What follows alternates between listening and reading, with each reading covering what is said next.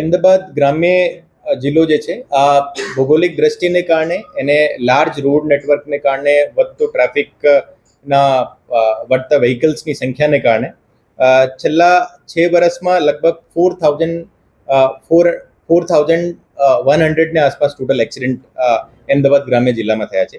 और એમાં જે ફેટલ એક્સિડન્ટ હતા 2006 ફેટલ એક્સિડન્ટ થયા છે લાસ્ટ 6 યર્સમાં. और જે નંબર ઓફ ડેથ્સ જે છે એ 2,263 છે. તો આ ગંભીરતામાં ધ્યાનને લઈને માનનીય આઈજી સાહેબની તરફથી એક ઇન્સ્ટ્રક્શન આપવામાં આવ્યો હતો કે ટ્રાફિકની કામગીરી જે છે આ એક મોર સ્ટ્રક્ચર્ડ મેનરમાં હોવી જોઈએ. તો આ ટ્રાફિકની કામગીરી અને ટ્રાફિકના તમામ ઇનિશિયેટિવ જે છે જેમ કે ડેટાને આધારિત ટ્રાફિક એન્ફોર્સમેન્ટ, સાથે સાથે જે હોટસ્પોટ એનાલિસિસ, જે બ્લેક સ્પોટ એનાલિસિસ, એ અવેરનેસ કેમ્પેન્સ, એને સાથે સાથે હેલ્મેટ ડિસ્ટ્રીબ્યુશન, એ બધો એક સિંગલ અમ્બ્રેલા સ્કીમને અંડર અત્યારે મૂકવામાં આવ્યો છે. અને આ સ્કીમનો જે પ્રોજેક્ટનું નામ છે guardian stand for guarding users and roads through discipline, information, awareness and networking. એમાં discipline means enforcement, information means data analytics and research, awareness means targeted awareness programmes, અને નેટવર્કિંગ મીન્સ તમામ ઇન્ટરેજન્સી જે કોર્ડિનેશન, અને સાથે સાથે NGOs, જે ઘણા બધા જે પ્રાઇવેટ સેક્ટરવાળા જે એમાં કંઈ કોન્ટ્રીબ્યુટ કરી શકાય, આ તમામની નેટવર્કિંગના આધારે કઈ રીતે ટ્રાફિક એક્સિડન્ટ્સ ઓછા કરી શકાય એને માટે આ પ્રોજેક્ટ ગાર્ડિયન લોન્ચ કરવામાં આવ્યો છે. આ પ્રોજેક્ટ ગાર્ડિયન છે એના ટોટલ 8 ડિફરન્ટ કોમ્પોનન્ટ છે. એમાં સૌથી પહેલો કોમ્પોનન્ટ છે જે આપણે 26 જનવરીના માનનીય ડેપ્યુટી સીએમ સાહેબ તરફથી એક જિલ્લાનો traffic and road safety action plan launch કરવામાં આવ્યો હતો.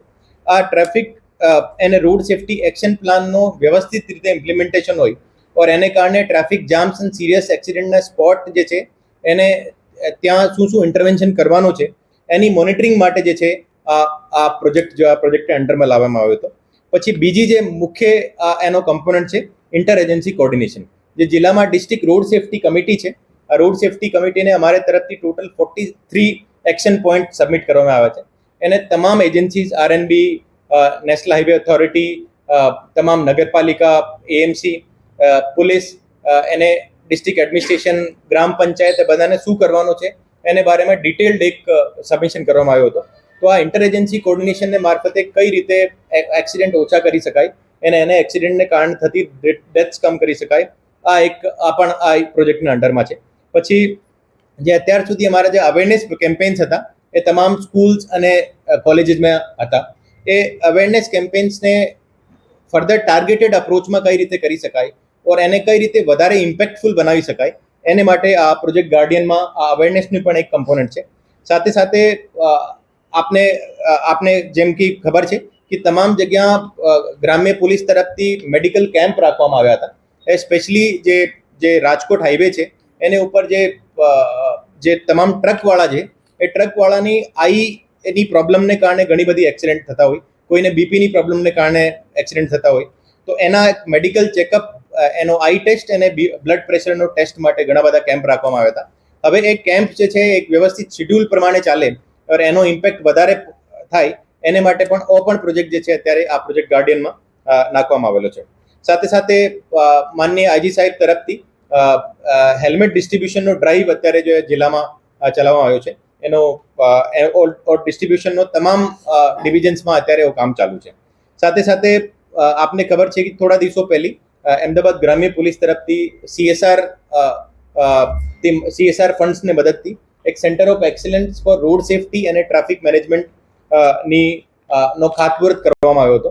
આ જે centre of excellence and road safety નો જે સેન્ટર છે અહીંયા ડેટા આધારિત કઈ રીતે અમે એક્સિડન્ટનું એનાલિસિસ કરીને એને ઓછા કરી શકાય, એની સાથે સાથે ટ્રેનિંગ વિંગ છે, એમાં અવેરનેસની પણ એક વિંગ છે. તો આ સેન્ટર ઓફ એક્સલન્સની મોનિટરિંગ પણ જો આ કમિટી દ્વારા કરવામાં આવશે. સાથે સાથે અભયયાત્રી જે 26 જનવરી 2026નો લોન્ચ કરવામાં આવ્યો હતો, અભયયાત્રીમાં પણ જો ટોટલ 11,000 ઓટો રિક્ષાનો જો ડેટા છે, આ ડેટા આધારિત કઈ રીતે લોકોનો ઓટો રિક્ષામાં સફર જે છે આ કઈ રીતે સેફ બનાવી શકાય એને માટે પણ આ ઇનિશિયેટિવ લેવામાં આવ્યો છે.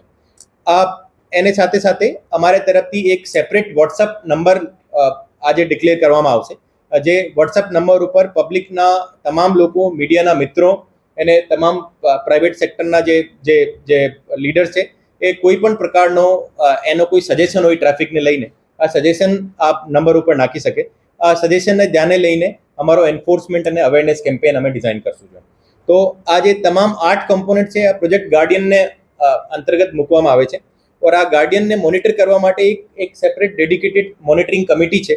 આ મોનિટરિંગ કમિટીમાં 6 SHO રેન્કના PI રેન્કના અધિકારી અને એક ડીવાયએસપી રેન્કના અધિકારી એના ચેરમેન રહેશે.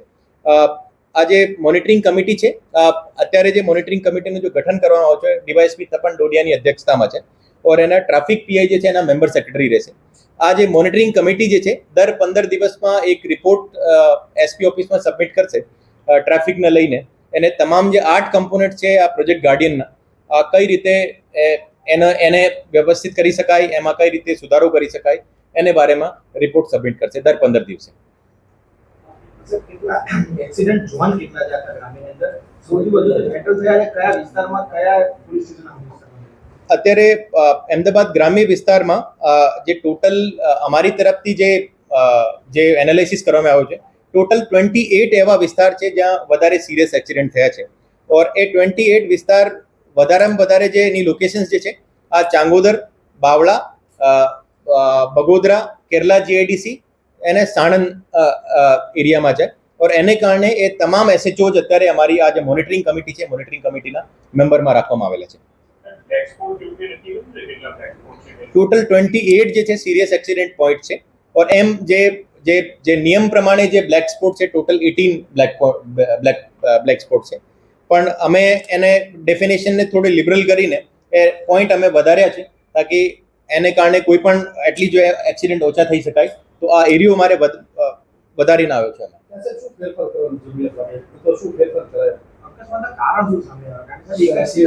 અકસ્માતનો જે મુખ્ય જે કારણ છે આ હેલ્મેટ નહીં પહેરવાને કારણ છે.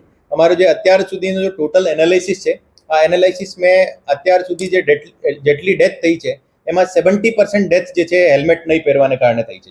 યા એક 2 વ્હીલરની 4 વ્હીલરના એક્સિડન્ટને કારણે થઈ છે અને જે વિક્ટિમ જે છે આ 2 વ્હીલરનો ચાલક કે અને પાછળ બેસેલું વ્યક્તિ છે. તો આને ધ્યાને લઈને અત્યારે હેલ્મેટ ડિસ્ટ્રીબ્યુશન ડ્રાઈવ જે છે અત્યારે જિલ્લામાં ચાલુ છે. લગભગ 2000થી વધારે 2500 લગભગ અમે હેલ્મેટનો ડિસ્ટ્રીબ્યુશન કરીએ છીએ. और એની સાથે સાથે તમામ એજન્સીસ, તમામ NGOs અને તમામ પ્રાઇવેટ સેક્ટરના જે લીડર્સ છે એને પણ અપીલ કરવામાં આવી છે કે જે એ લોકો પણ એના જે એમ્પ્લોય છે એને એમ્પ્લોયમાં હેલ્મેટનો વધારામાં યુઝ થાય એને માટે પ્રમોટ કરવામાં આવશે. અકસ્માત પછી વાત કરું, હેલ્મેટ પહેરવાથી અકસ્માત બચી શકે એવું ન કહી શકાય, મોત બચાવી શકાય. અકસ્માત શું કામ થાય છે? કઈ એવી રોડની ડિઝાઇન છે, કયું કારણ છે જેના પર અકસ્માત થાય? ઘણી વખત જે બારિશને વખતે જે રોડ ઉપર જે પોટહોલ્સ બનતા હોય એને કારણે પણ ઘણા બધા એક્સિડન્ટ થયા છે. એને સાથે સાથે અમારો એક સબમિશન હતો, જે અમારા 43 પોઈન્ટ જે અમે સબમિટ કર્યા હતા એક્શન પ્લાન માટે.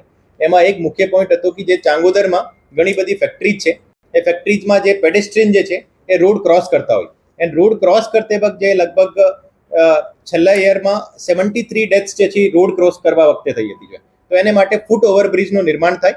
ઓર અત્યારે એનો પ્રપોઝલ ફાઇનલ સ્ટેજ ઉપર છે અને ચાંગોદર જે રાજકોટ હાઈવે જે છે સ્પેશિયલી ચાંગોદરના નજીકના એરિયામાં ટોટલ 4 ફૂટ ઓવરબ્રિજ અત્યારે પ્રપોઝ કરવામાં આવ્યા છે ઓર એને ઉપર કામગીરી અત્યારે ચાલુ છે. અત્યાર સુધીના ફેડરલ કેસમાં કેટલા આરોપીઓ પકડાયા અને કોઈ CCTV વધારવાને કોઈ જે ફેટલ એક્સિડન્ટ છે એને લગભગ તમામ કેસીસમાં આઈ થિંક 50 ને અલાવા બાકી તમામ કેસીસમાં આરોપી પકડાઈ ગયા છે.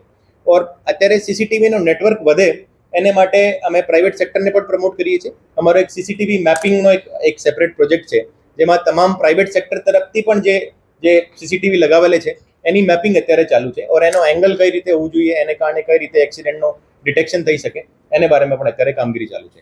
સાથે સાથે નેશનલ હાઈવે અને RNB ને અત્યારે એની સાથે અમારું સંકલન છે. જે જગ્યા એના કેમેરા બંધ છે ઓર જે જગ્યા નવા લગાવવાની જરૂરિયાત છે એના વિષયમાં પણ અમારી ડિટેલ ચર્ચા થઈ છે ઓર એમાં CCTVનો નેટવર્ક પણ આવતા સમયમાં વધી જશે.